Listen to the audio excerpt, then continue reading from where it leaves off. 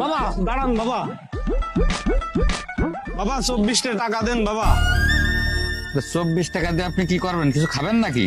না আমার খুব দরকার বাবা, বাবা 24টা টাকা দেন বাবা। আরে দূর মিয়া, কি কাজে লাগবে বলবেন তো? বাবা আমি টাকা পাবো, আমার গার্লফ্রেন্ডের সাথে কথা করতে পারতেছি না বাবা, আপনি 24টা টাকা দিয়ে আমার একটু উদ্ধার করেন বাবা, আমি আমার জিএফ এর সাথে কথা কব বাবা। বাবা, ফকিরেরও গার্লফ্রেন্ড আছে? না রে বাবা, ওই গার্লফ্রেন্ডই তো আমার ফকির বানাইছে। দূর মিয়া, জান তো আমার ভাড়া মার যাচ্ছে। বাবা বাবা এই ফকিররে কিছু দেন বাবা।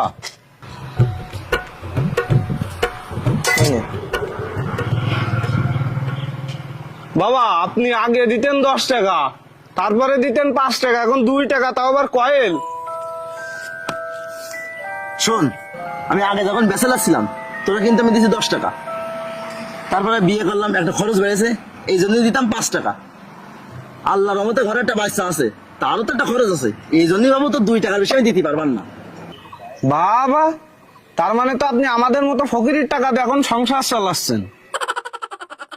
দূর মিয়া। আচ্ছা ধরো। পা না, পা না, পা না, পা না। তাহলে কি ধরবো?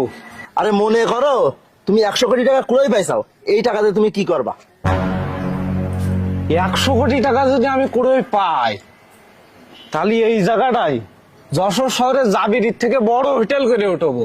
বাহ, ভেরি গুড। তারপর তারপরে সেই হোটেলের সামনে আমি একাই ভিক্ষা করবো, কোনো সালারে বসতে দেবো না। ধুর শালা। ভুলটা কি করলাম আমি?